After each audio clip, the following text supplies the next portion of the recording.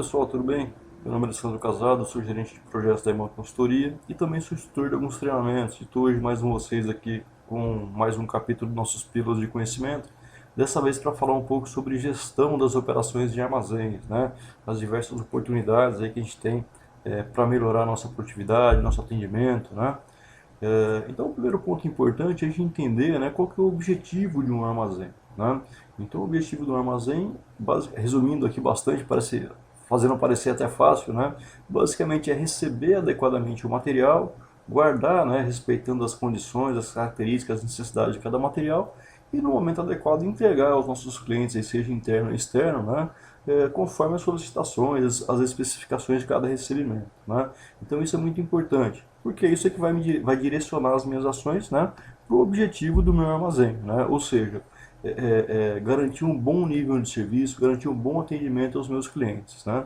E aí o grande dilema de todos os armazéns, né, como garantir, como melhorar o meu nível de serviço, né, sem aumentar nas mesmas proporções aí os custos, né? Porque seria fácil melhorar o meu nível de serviço, né? Aumentando a quantidade de material, aumentando o espaço, aumentando a quantidade de pessoas, de equipamentos, mas isso aumentaria demais também os custos. Então o grande dilema da armazenagem é como eu melhorar, né? Como satisfazer as necessidades do meu cliente sem aumentar, né? Ou de preferência reduzindo aí os meus custos de armazenagem, né? Então esse é o grande objetivo. Como que a gente chega lá, né? Através de uma boa gestão das operações do meu armazém, né? Então, entendendo ali qual é o objetivo do meu armazém, eu vou lançar de estratégias, de ferramentas para contribuir, né? Que eu avance nesse sentido, né? Maximizando aí o atendimento do meu cliente, sem maximizar os custos, né? Então, como eu faria ele para maximizar, por exemplo, né? Quais as ferramentas para maximizar o atendimento ao cliente? E tem diversas ferramentas, né? Posso começar ali do primeiro ponto, que é definindo eu o melhor local, né? Um estudo de localização do meu armazém para atender os meus clientes, seja cliente externo ou interno, né? Pode ser um CD, então eu estou atendendo os meus clientes internos, ou até mesmo um estudo de localização dentro da minha fábrica para o melhor posicionamento do almoxarifado, do armazém de produtos intermediários, ou até mesmo um acabado, né? Mas o primeiro ponto começa aí, através de um bom estudo de localização, né? Entendendo quem são os meus clientes e estando aí na proximidade adequada, né? Mas esse não é o único ponto, né? A distância física não é o único requisito aí, né? Um outro ponto é a gente manter um bom relacionamento com os nossos clientes, de novo, interno ou externo, né? Então, entendendo as necessidades dos meus clientes, trabalhando junto com ele para definir, por exemplo, né, horários de entregas, tipo de veículo, tipo de embalagem, né? Então, um bom relacionamento com o meu cliente já é um grande caminho para eu entender e atender da melhor maneira, né, as necessidades e melhorar o meu nível de serviço, né? Outro ponto muito importante, né, é com relação ao giro dos estoques, né? Então, conhecer aí, então, não só os meus clientes, as necessidades dele, mas conhecer também, né, os meus fornecedores, toda a minha cadeia de abastecimento, né, me permite fazer uma boa análise e um bom dimensionamento dos meus estoques, que vão me garantir tanto um bom atendimento, né, mas quanto um giro adequado, né, a possibilidade de redução de tamanhos de lotes de compra, possibilidade de redução de lead time, então tudo isso contribui aí, né, para um giro de estoque adequado às minhas necessidades, né. Uma boa gestão, uma boa definição das políticas de materiais, né, então utilizando aí a gestão por classes, a árvore de encaminhamento, né, mas avaliando aí os materiais com relação, por exemplo, né, a popularidade, a criticidade do material, né, o impacto da falta desse item, a facilidade ou dificuldade de aquisição, o próprio custo de manutenção desses estoques, desses itens, né? Então tudo isso me ajuda também a definir as políticas corretas e aí garantir um giro adequado à necessidade de cada material, de cada cliente, né? Outro ponto importante, né, maximizar a utilização dos espaços. Então muitas vezes a gente vê o pessoal aí com dificuldade para operar, né? Puxa, mas falta espaço no armazém, e muitas vezes não falta, o espaço está lá, só está sendo mal utilizado, né? Mal utilizado ou não está sendo utilizado, né? Então o primeiro ponto é entender, né, a forte relação que eu tenho entre as dimensões, né? Entre as dimensões do meu produto, as dimensões da embalagem primária, da embalagem de despacho, do pallet, né? Na amarração do pallet e como isso tudo vai influenciar, né, na definição dos meus equipamentos, das minhas estruturas de armazenagem e na ocupação, né? Então as dimensões do meu produto, a dimensão da minha caixa e do meu pallet, como isso vai impactar na ocupação das minhas estruturas de armazenagem, na definição da estrutura correta, então como isso vai impactar também na ocupação do meu prédio, né? Dos veículos também, né? Embalagens ruins ou pallets ruins, com amarrações ruins, pode dar um mau aproveitamento, né, dos meus volumes, né? Aumentando aí custo de armazenagem, custo de frete, né? E etc. Outro ponto, além das características físicas, né, o que pode impactar aí na utilização dos meus espaços? As minhas regras de estocagem, né? Seja em estrutura, seja em blocado, né? Regras ruins de estocagem podem deixar ali espaços vazios, né? Ou não ocupados em função de eu não ter um produto que se encaixe naquela regra que não foi bem adequada, né? Então garantir que eu estou utilizando as regras adequadas tanto na definição da estrutura de estocagem, né, quanto na ocupação, né, dessas estruturas, né? Então, antigamente era muito comum o pessoal ter lá a estocagem por posições fixas, né? Essa posição aqui só fica motores, né? E quando eu não tenho motor aqui, ela fica vazia, né? Então, a regra de estocagem adequada está fundamentalmente ligada aí à ocupação dos meus espaços, tá? Tanto quanto as dimensões, os equipamentos, etc, né? Outro ponto importantíssimo aí, né? Eu estou falando de regras de armazenagem, regras de estocagem, né? Um bom endereçamento é fundamental, tá? Tanto para agilidade quanto para preservação do material, né? O bom e velho 5S também, né? Garantindo que não tenha no meu armazém itens desnecessários ou itens que não façam parte da minha operação, que não deveriam estar ali, né? E o que de fato deveria estar ali, que eu tenha ali o local correto, que esteja no local correto, com as regras adequadas, né? Então o 5S também é fundamental para uma boa utilização dos meus espaços, para a produtividade também, né? Evitando que eu perca, né, materiais no meu estoque, né? Outro ponto importante, né, na gestão das operações, maximizar a segurança e a utilização, né, da minha mão de obra e dos meus equipamentos, né? Como que eu faço para garantir, né, a melhor utilização da minha mão de obra, dos meus equipamentos, tudo isso com segurança? Conhecendo os meus materiais, conhecendo a minha operação, reconhecendo as restrições de cada produto, de cada processo, né? E planejando adequadamente, né? Planejando desde o meu recebimento, né? Então planejando ali, criando ali agendamentos de entrega, né? Definindo datas, definindo janelas, definindo horários de entrega, né? Tendo um processo de conferência antecipada. Então esse é um ponto importante, né? A conferência do material, a conferência do meu pedido, ela deve começar antes do produto chegar, né? Então tem condições hoje em dia aí com os diversos plugins, com os recursos que eu tenho da informática, com as notas eletrônicas, né? De saber antes mesmo do caminhão do veículo, antes mesmo do veículo, né, sair lá do meu fornecedor, se ele está trazendo aquilo que eu combinei com ele, né? Será que ele faturou aquilo que eu pedi, né? Se tem alguma divergência, eu consigo segurar o caminhão lá mesmo, né? Garantir que só venha me entregar aquilo que eu pedi, né? No material correto, na quantidade correta, para não chegar aqui um caminhão cheio de coisa que eu não pedi, né? Cheio de divergência e ficar me gerando aí uma série de problemas no recebimento, né? Outro ponto importante é utilizar os recursos do sistema para me apoiar nas operações, né? Desde as mais simples até as mais complexas. Então, por exemplo, utilizar o recurso do sistema para me apoiar numa conferência cega, né? E um recebimento, mas me fornecendo todas as informações que eu preciso, me garantindo uma facilidade na hora de fazer as conferências, me indicando se teve ou não teve alguma divergência e segundo as regras o que devo fazer, né? De novo falando de regras e gestão por classe, né? Então, na hora de eu guardar, né, de eu estocar o meu material, garantir que eu siga ali, por exemplo, né, a estocagem segundo a popularidade, garantindo que depois, na hora da separação, né, eu tenha mais agilidade, que eu percorra menos distâncias, né? Então tudo isso é fundamental para a gente maximizar aí a utilização da mão de obra e dos equipamentos, né? Além disso, outro ponto importante, né?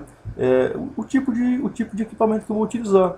Para algumas separações, por exemplo, alguns pickings, né? Ter corredores menores, utilizar ali a separação manual com cestos, carrinhos ou até mesmo paleteiras, né, hidráulicas, pode ser o mais adequado, né? Porém, eu tenho que perceber que, em função também do perfil dos pedidos, das distâncias percorridas, né, das características dos materiais, em alguns momentos eu vou ter que migrar dessa separação manual para mecanizado, né? Tanto em relação tanto para minimizar o esforço do operador, né, quanto com relação ao peso, né, mas com relação a velocidade e o tempo das distâncias percorridas, à medida que eu começo a trabalhar com uma quantidade maior de pedido, quantidade maior de separação, armazéns maiores, né? Então a mecanização pode ser fundamental em alguns aspectos, né? Então, a gente tem que entender a operação, medir e saber onde que vou trabalhar com a operação manual, onde ela vai ser mecanizada, né? E entender também que por mais que a operação mecanizada vai me trazer um ganho de produtividade, né? Em alguns momentos ela pode, só ela não ser o suficiente, né? Então o próprio processo, a maneira que eu faço a minha separação vai ter um grande impacto. Então, por exemplo, a separação mais convencional, mais comum aí, né? Mais comum a gente vê no dia a dia é aquela onde o separador sai andando pelo armazém, né? Então sai o separador, o pallet, né? Separando o pedido, né? Então o operador e o pedido andam pelo armazém, né? Lógico, aí de acordo com o tamanho do armazém, com as características do pedido, né, dos materiais, a gente vai lançando algumas ferramentas diferentes aí, né, para ganhar produtividade. Então eu posso utilizar o agrupamento de pedidos, posso criar zonas de separação, separação por ondas, então tudo isso contribui para a produtividade. Porém, vai chegar um ponto onde só isso pode não ser suficiente, né? Aí para alguns itens de maior giro, alguns itens de maior demanda, eu posso precisar lançar mão aí de ferramentas, por exemplo, né? Como o supermercado. Então eu vou ter lá as empilhadeiras separando, por exemplo, os pallets fechados, trazendo para supermercados em áreas definidas e os meus operadores para esses itens de maior movimentação, né, de maior giro, né, eles vão fazer a separação em áreas restritas e o pedido é que vai andando. Posso utilizar, por exemplo, um picking by light, né, para dar mais agilidade, né, mas aí eu vou eliminando aquela quantidade, né, aquela grande distância percorrida pelo meu separador, né.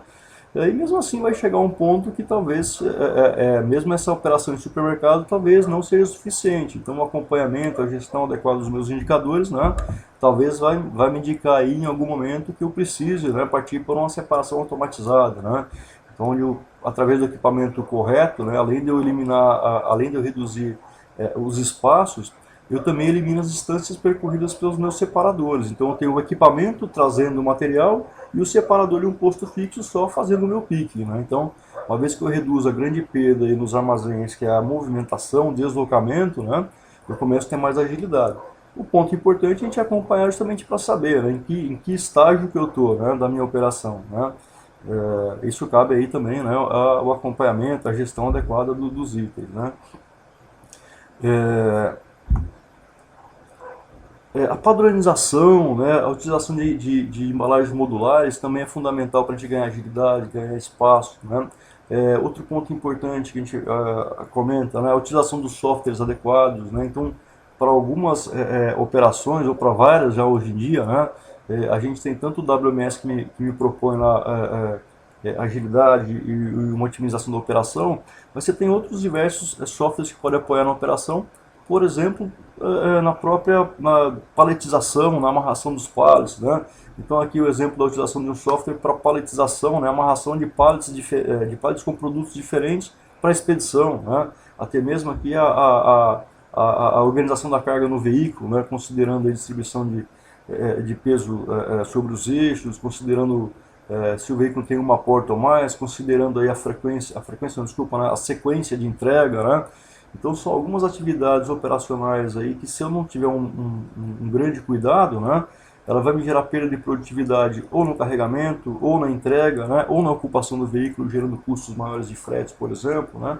Então você tem diversas oportunidades aí para melhorar essa ocupação, né, da agilidade na nossa separação, na expedição, os próprios TMS aí, né, com roteirização, com geração de documentos, né, de fretes, etc. Também trazem uma grande agilidade para a operação, né? E um ponto importante é para qualquer alteração que a gente faça, para qualquer ferramenta que a gente implemente, né? E muitas vezes a gente vê o pessoal perdendo boas ferramentas, né? Boas tentativas de implementação em função disso, né? Mas é que é importante eu documentar, né? Então todo o processo que eu alterar, toda a ferramenta que eu acrescentar, né? Documentar, né? Através de procedimentos, instrução de trabalho, os LUTs, como a gente está vendo aqui, né? Sinalização adequada e treinamento das pessoas, né? Isso é fundamental, né? Senão, muitas vezes a gente vê excelentes trabalhos aí se perdendo em função, né, dessa etapa final aqui, né? Justamente na implementação, né? Outro ponto importante, né, nos armazéns, né? a gente maximizar a proteção dos materiais, né? A proteção dos nossos materiais e o controle das perdas, né? Mas proteção contra quê? Né? As diversas perdas que a gente tem no dia a dia, né? Desde avaria, obsolescência, até mesmo furto, erros operacionais, pragas. A gente sabe que alguns armazéns aí têm uma capacidade maior de atrair aí, roedores, pássaros, etc. Né? Então é importante a gente acompanhar isso, monitorar, né? E uma boa ferramenta para a gente fazer esse acompanhamento é o próprio inventário rotativo, né? Uma ferramenta excelente, né, para a gente melhorar a acuracidade dos estoques, né. O cuidado que a gente tem que ter é que muitas vezes a gente vê o pessoal transformando o inventário rotativo em uma fábrica de ajustes, né, cuidado, tá? Inventário rotativo não é para virar fábrica de ajustes, é para identificar uma divergência, identificar uma ocorrência, né, e em cima disso gerar um plano de ação. Então, diariamente eu vou contar lá uma quantidade de materiais, de modo que em um certo período eu vou fechar todo o ciclo, né, de contagem de produtos, mas sempre gerando aí uma ação, né, para cada ocorrência. É importante ter um plano de ação, né? Outro ponto importante aí, né, com relação ao fluxo da informação, né? Então é muito comum aí a gente ver o pessoal, né, às vezes você tem lá o melhor recurso, o melhor equipamento e todo mundo parado, né, porque faltou informação, né? Então o fluxo da informação é importantíssimo, a informação ela deve fluir, né, e não ficar parada, né? E muitas vezes o que não deixa a informação fluir é o próprio processo, né? Às vezes um processo mal desenhado, um processo onde as regras e os critérios de decisão não estão bem definidos, né? Geram dúvidas no pessoal, gera parada na operação, né? Então o primeiro ponto é avalie o seu processo. O seu processo está permitindo que a informação flua, né? Ou seu processo é que está gerando barreiras, né? Exigindo a aprovação de pessoas que não param na empresa, etc. Né? Então a primeira coisa é avalie o seu processo, né? O segundo ponto, né? Meu processo está ok, mas como está sendo feita aí a transmissão da informação, né? Se o processo tem muita informação manual que gera dúvidas, gera erros, né? Será que não tem uma oportunidade de automatizar essa informação, implementar um código de barras nos materiais, né? Implementar muitas vezes aí um RFID, né? Considerando aí os diversos modelos e custos que a gente modelos valores de implementação, né, e depois custos de operação que a gente tem com os diversos chips, né, pode ser que tenha um adequado à sua operação, né, evitando aí diversos erros, né, operacionais, por conta de operações, por conta de informações erradas, né, ou equivocadas, ou incompletas, né. Então vale muito a pena a gente avaliar nesse sentido. Outro ponto, né, como está a minha relação, a minha informação, né, minha troca de informação com clientes e fornecedores, né? Então é uma grande oportunidade para a gente ganhar velocidade, ganhar acuracidade, né? A informação dentro da empresa, como que ela flui, né? Às vezes você tem um excelente sistema de informação, um excelente processo, só que a informação não chega no operador, não chega na pessoa que deveria tomar uma decisão, né? A informação está disponível, mas no terminal que está a 5, 10, 15, 20 metros da pessoa e a pessoa tem que ficar indo e voltando, né? Então como eu faço para disponibilizar a informação correta, no momento correto, na mão de quem precisa, né? Então isso é muito importante também, né? E por fim aí, né, acompanhar através aí dos indicadores chaves, né, acompanhar a produtividade de uma maneira geral, né, em cada etapa do processo, né, desde o recebimento do material até a expedição, né, como é que está a minha produtividade, né, e outro ponto importante, né, a produtividade e o atendimento ao cliente, né? Então a boa definição aí dos meus objetivos, das minhas estratégias, dos meus indicadores é que vão permitir a gente atingir, como eu falei lá no começo, né, o atendimento ao cliente com o nível de serviço desejado, né, mas sem perder de vista a minha produtividade e a segurança na operação, né. São 3 pontos muito importantes aí. Infelizmente, em função do tempo, não dá para a gente aprofundar muito, né? A gente teria material para falar aqui para pelo menos 2 dias, né? Infelizmente, a gente não tem esse tempo, né? Então, por enquanto, eu vou encerrar aqui e deixo um convite para quem quiser se aprofundar nessas ferramentas, nessas estratégias que a gente comentou, e em diversas outras disponíveis, né? Pode nos procurar aí e participar com a gente do nosso treinamento de gestão das operações de armazém. Aí sim, com 2 dias, a gente consegue explorar essas e outras ferramentas mais a fundo, né? Por enquanto é isso, pessoal. Eu espero ter agregado valor aí ao tempo de vocês. Um abraço e até a próxima. Até mais.